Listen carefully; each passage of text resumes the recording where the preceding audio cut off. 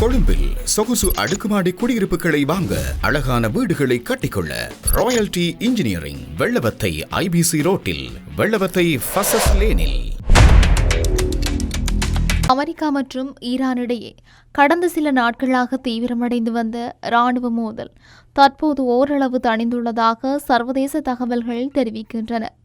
இரு நாடுகளுக்கும் இடையிலான தொடர்ச்சியான தாக்குதல்கள் உலக நாடுகளின் கவனத்தை ஈர்த்திருந்த நிலையில் தற்போது ஏற்பட்டுள்ள இந்த தற்காலிக அமைதி நிலை மத்திய கிழக்கு பிராந்தியத்தில் புதிய எதிர்பார்ப்புகளை உருவாக்கியுள்ளது. அமெரிக்கா தனது தாக்குதல் நடவடிக்கைகளை நிறுத்தினால் ஈரானும் தன்னுடைய பதிலடி நடவடிக்கைகளை நிறுத்தும் என்று ஈரானிய உயர்மட்ட அதிகாரி ஒருவர் தெரிவித்ததாக குறிப்பிட்டதொரு செய்தி நிறுவனம் செய்தி வெளியிட்டது. இந்த கருத்து இரு நாடுகளுக்கும் இடையே நேரடி போர் மேலும் தீவிரமடைவதை தவிர்க்கும் முயற்சியாக பார்க்கப்படுகிறது. எனினும் தற்போதைய நிலை முழுமையான போர் நிறுத்தம் என்று கருத முடியாது என்றும் இரு தரப்பினரும் தங்களது அடுத்த கட்ட நடவடிக்கைகளை திட்டமிட்டு வரும் இடைநிலை சூழ்நிலையாக இது பார்க்கப்பட வேண்டும் என்றும் சர்வதேச அரசியல் ஆய்வாளர்கள் தெரிவிக்கின்றார்கள். அமெரிக்கா மற்றும் ஈரான் இடையிலான மோதல் புதிதாக ஒன்று அல்ல, பல ஆண்டுகளாக இரு நாடுகளுக்கும் இடையே அரசியல் முரண்பாடுகள், பொருளாதார தடைகள், அணுசக்தி விவகாரங்கள், மத்திய கிழக்கு பிராந்தியத்தில் ஆதிக்கம் செலுத்தும் முயற்சிகள் மற்றும் பாதுகாப்பு தொடர்பான பிரச்சினைகள் காரணமாக பதற்றம் நீடித்து வருகின்றது. குறிப்பாக ஈரானின் அணுசக்தி திட்டம் தொடர்பாக அமெரிக்கா நீண்ட காலமாக கவலை வெளியிட்டு வருகின்றது. ஈரான் தன்னுடைய அணு ஆயுத திறனை பெறக்கூடாது என்பதே அமெரிக்காவின் முக்கிய நிலைப்பாடாக இருந்து வருகிறது. அதேவேளை தன்னுடைய அணுசக்தி நடவடிக்கைகள் அமைதியான நோக்கங்களுக்காக மட்டுமே மேற்கொள்ளப்படுகின்றன என்று ஈரான் தொடர்ந்து கூறி வருகிறது. இந்த அரசியல் முரண்பாடுகள் காலப்போக்கில் இராணுவ பதற்றமாக மாறியிருக்கின்றன. குறிப்பாக மத்திய கிழக்கு பகுதியில் அமெரிக்காவின் இராணுவ இருப்பு, ஈரானுடன் தொடர்புடைய ஆயுத குழுக்களின் நடவடிக்கைகள் மற்றும் பிராந்திய நாடுகளுக்கு இடையிலான போட்டி ஆகியவை சூழ்நிலையை மேலும் சிக்கலாக்கியுள்ளன. கடந்த சில வாரங்களில் இந்த பதற்றம் நேரடி இராணுவ மோதலாக மாறியது. அமெரிக்கா ஈரானின் சில முக்கிய இராணுவ மற்றும் பாதுகாப்பு இலக்குகளை குறிவைத்து தொடர்ச்சியான வான்வழி தாக்குதல்களை மேற்கொண்டதாக தகவல்கள் வெளியாகியுள்ளன. குறிப்பாக 13 இரவுகள் தீவிரமான தாக்குதல்கள் நடத்தப்பட்டதாகவும் இந்த நடவடிக்கைகள் ஈரானின் இராணுவ திறன்களை கட்டுப்படுத்தும் நோக்கத்துடன் மேற்கொள்ளப்பட்டதாகவும் தெரிவிக்கப்பட்டுள்ளது. அமெரிக்காவின் இந்த தாக்குதல்களுக்கு பதிலடியாக ஈரானும் தன்னுடைய நடவடிக்கைகளை மேற்கொண்டதாக கூறப்படுகின்றது. மத்திய கிழக்கு பகுதியில் அமைந்துள்ள அமெரிக்க இராணுவ தளங்கள் மற்றும் அதனுடன் தொடர்புடைய பாதுகாப்பு நிலையங்களை இலக்காக கொண்டு ஈரான் தாக்குதல்களை நடத்தியதாக தகவல்கள் வெளியாகியுள்ளன. இந்த பரஸ்பர தாக்குதல்கள் காரணமாக மத்திய கிழக்கு பிராந்தியத்தில் மிகப்பெரிய அளவிலான போர் உருவாகும் அபாயம் அதிகரித்தது.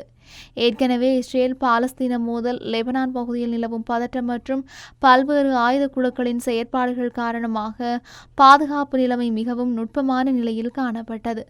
இந்த சூழ்நிலையில் அமெரிக்கா மற்றும் ஈரான் இடையிலான நேரடி மோதல் மேலும் விரிவடைந்தால் அது முழு பிராந்தியத்தையும் பாதிக்கும் அபாயம் இருப்பதாக பல நாடுகள் எச்சரிக்கை விடுத்தும் வருகின்றன. எனினும் சமீப நாட்களில் இரு தரப்பினரும் தங்களது தாக்குதல் நடவடிக்கைகள் குறைத்துள்ளதாக தெரிவிக்கப்படுகின்றது.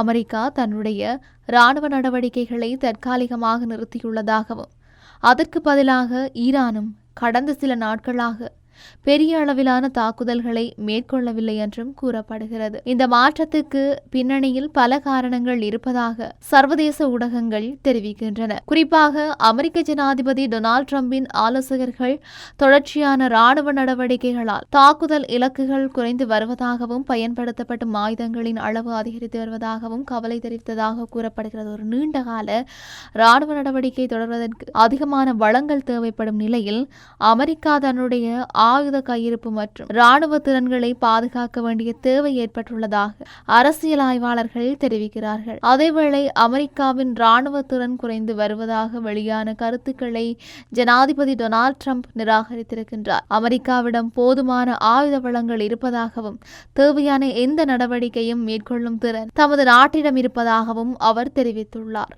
மறுபுறம் ஈரான் தரப்பும் தன்னுடைய நிலைப்பாட்டை தெளிவுபடுத்தியிருக்கிறது.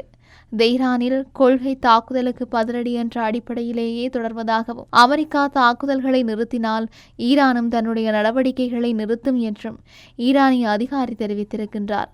இந்த நிலைப்பாடு இரு நாடுகளும் முழுமையான போரை தவிர்க்க விரும்புகின்றன என்பதற்கான ஒரு அறிகுறியாக பார்க்கப்படுகின்றது. ஏனென்றால் அமெரிக்கா ஈரானிடையே முழுமையான போர் ஏற்பட்டால் அதன் தாக்கம் இரு நாடுகளை மட்டுமல்லாமல் உலக பொருளாதாரம் மற்றும் சர்வதேச பாதுகாப்பு அமைப்புகளையும் தாக்கத்தை ஏற்படுத்தும்.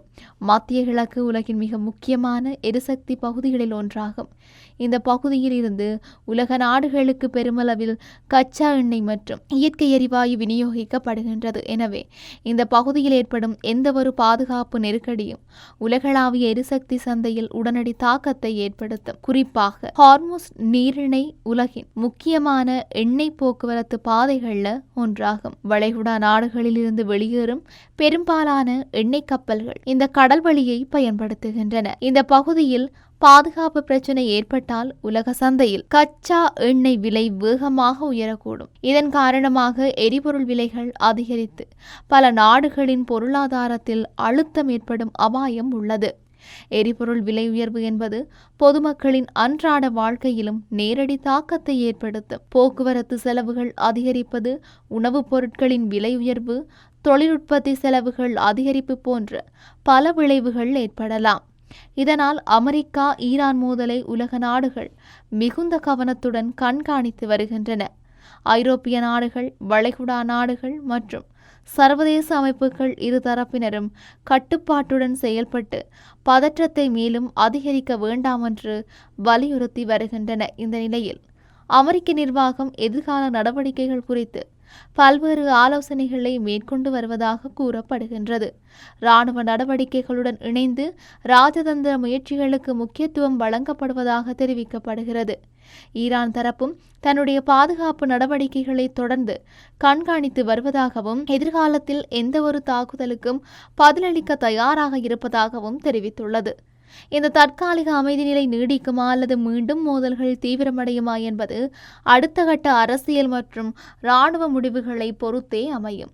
இரு நாடுகளுக்கும் இடையே நீடித்து வரும் நம்பிக்கையின்மை காரணமாக எந்த நேரத்திலும் புதிய பதற்றம் உருவாகும் வாய்ப்பு இருப்பதாக ஆய்வாளர்கள் எச்சரித்திருக்கின்றமையும் குறிப்பிடத்தக்கது. மேலும் இந்த மோதலில் இஸ்ரேல், வளைகுடா நாடுகள் மற்றும் அமெரிக்காவின் கூட்டணி நாடுகளின் பங்கு முக்கியமானதாக பார்க்கப்படுகின்றது. பிராந்தியத்தில் உள்ள ஒவ்வொரு நாடும் தங்களுடைய பாதுகாப்பு திட்டங்களை மறுபரிசீலனை செய்து வருகின்றன. அமெரிக்கா ஈரான் மோதல் தற்போது ஒரு முக்கியமான கட்டத்தை எட்டியிருக்குது. இது வரும் இரு நாடுகளுக்கு இடையிலான இராணுவ மோதல் அல்ல.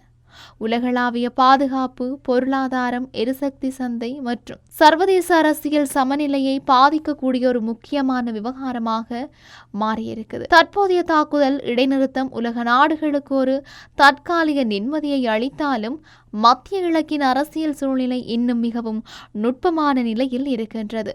அடுத்தடுத்த நாட்களில் அமெரிக்கா மற்றும் ஈரான் எடுக்கும் முடிவுகள் பிராந்திய அமைதி மற்றும் உலகளாவிய பாதுகாப்பின் எதிர்காலத்தை தீர்மானிக்கும் முக்கிய காரணியாக அமையும். எனவே இரு தரப்பினரும் இராணுவ மோதல்களை தவிர்த்து பேச்சுவார்த்தை மற்றும் ராஜதந்திர வழிகளின் மூலம் நீண்டகால தீர்வை தேட வேண்டும் என்ற எதிர்பார்ப்பு சர்வதேச சமூகத்தில் அதிகரித்து வருகின்றமையும் குறிப்பிடத்தக்கது.